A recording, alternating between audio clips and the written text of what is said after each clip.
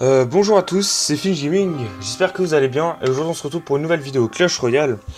On va parler d'un deck que j'ai trouvé pas très sympa.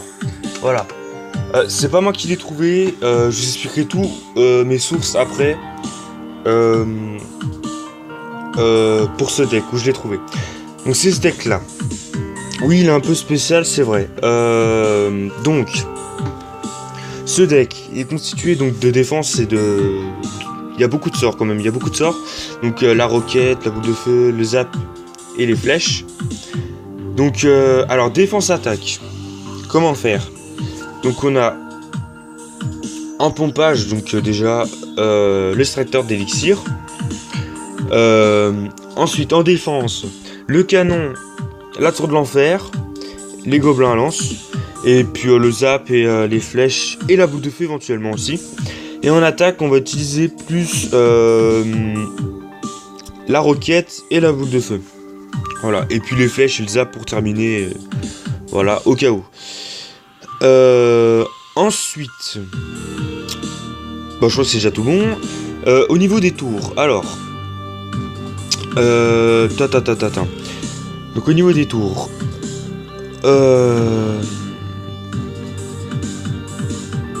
Ah bah moi j'ai perdu ce que je voulais dire. Oui.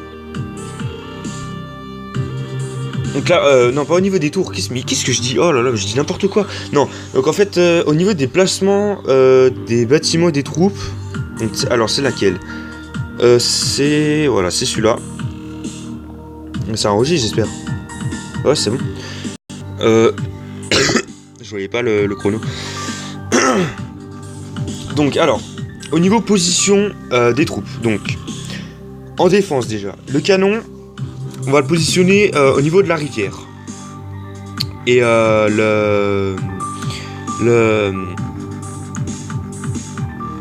et la tour de l'enfer derrière le canon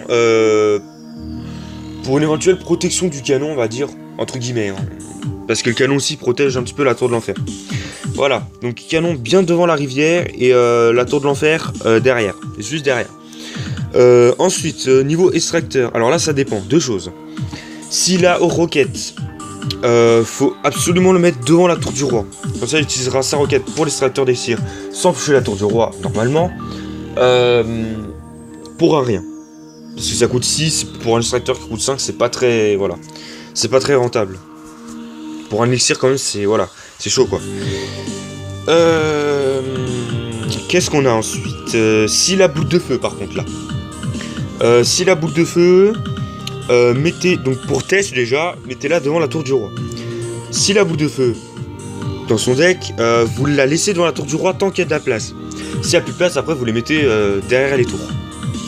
S'il a rien, au bout d'un certain temps, vous allez le savoir, et ben vous mettez tout derrière les tours. Comme ça c'est bien protégé, et puis vous pouvez pomper en masse. Au niveau des sorts, alors, roquette, boule de feu.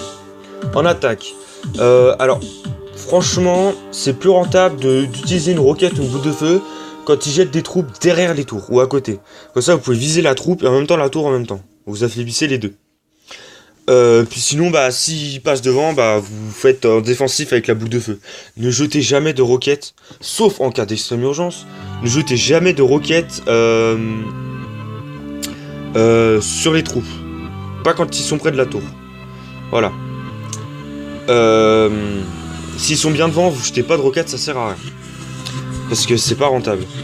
Donc c'est parti, on regarde la game. Alors, donc lui, cochon, sorcière, armée squelette, barbare, flèche. Il avait quoi aussi? Le prince. Les gobelins lance, et il avait les gobelins normales, je crois. Je suis pas sûr, bon, c'est pas grave. Donc là, j'ai mon canon un peu mal placé. C'est pas grave, donc là, j'utilise la boule de feu directement parce que... Fallait absolument que je défende. Ah oui, la horde de gargouille, voilà. Donc là, bah, je mets mon pompage en cours, parce que je sais qu'il a boule de feu. Sauf que, vu que je sais qu'il a boule de feu, normalement, j'aurais dû la mettre devant la tour du roi. Ensuite, donc là, bah, la horde de gargouille, j'ai un peu mal géré. Ça servait un petit peu à rien, les flèches, à la fin. Donc, qu'est-ce que je fais? Donc là, bah, ce qu'on va faire, c'est que... je vais lancer la roquette vu que je vais être full. Normalement. Ah bah non, s'il pose son prince. Donc voilà, donc là je mets canon. Je vais mettre zap, voilà, pour freiner le prince, pour pas qu'il fasse trop de dégâts mon canon. Et buter tous les squelettes. Ensuite il me balance cochon. Alors qu'est-ce que je vais faire? Donc là je vais balancer une tour de l'enfer un peu tardive. Parce que j'ai un peu hésité sur le coup à balancer une boule de feu, mais ça aurait servi à rien. Même si c'est rentable puisque le cochon vaut 4. Ensuite je crois que je vais balancer roquette sur la tour. Donc faut pas hésiter à affaiblir la tour, hein. Faut pas hésiter, voilà, donc roquette sur la tour, et là je balance flèche. Boum. Voilà, donc là ça lui a fait bien mal. Donc là je suis à 16-18 sur la tour de gauche. Et 21-6 sur la tour de droite. Donc là il me balance prince. Donc là bah, pour le freiner je mets les gobelins à lance. Et je mets canon. Donc lui il fait du 23-52 et du 16-28 pour l'instant sur ses tours. Ensuite qu'est-ce que je vais balancer? Zap je crois là. Je zapperai, voilà. Donc là j'ai zappé. Le canon qui finit le taf. Donc là je rebalance une roquette. Donc lui il va en profiter pour mettre son cochon je crois. Voilà. Donc là voilà, j'ai mis le canon bien positionné, bien comme il faut. Voilà. Donc là je mets ma tour de l'enfer juste derrière ou pas. Bah non, j'ai pas besoin. Donc là je vais me balancer sorcière, voilà. Donc là je fais boule de feu sur la sorcière et la tour. J'en profite. Donc là je mets gobelin lance pour freiner le prince. Et la tour de l'enfer fait le boulot. Voilà, le canon bien devant la tour de l'enfer. Pour protéger. Là bah flèche. Logique. Boum. Un petit peu tardive les flèches hein. Donc là pas besoin de défendre sur le cochon. Parce que la tour de l'enfer va faire le boulot. Donc la roquette. Du coup je lui fais du 4-32. Donc là on va arriver dans l'extra time. Et je sais qu'il va falloir balancer une roquette pour détruire la tour. Je vous expliquerai après. Parce qu'il y a vraiment des trucs à penser hein. Faut vraiment penser à ces trucs parce que sinon c'est... Voilà quoi. Donc là boum, je lui détruis sa tour, logique. Donc quand vous attaquez avec vos sorts, donc ce qu'il faut en fait c'est avec vos sorts vous souvenir des dégâts sur les tours. Donc là 448, donc je sais que si c'est à moins de 448 de la tour, je sais qu'il faut balancer une roquette. Là 208 pareil, moins de 208 je balance boule de feu. S'il me reste 89 je balance flèche. Et zap 56 s'il reste, voilà. Donc on a fait le tour hein, de tout le deck. Alors mes sources maintenant.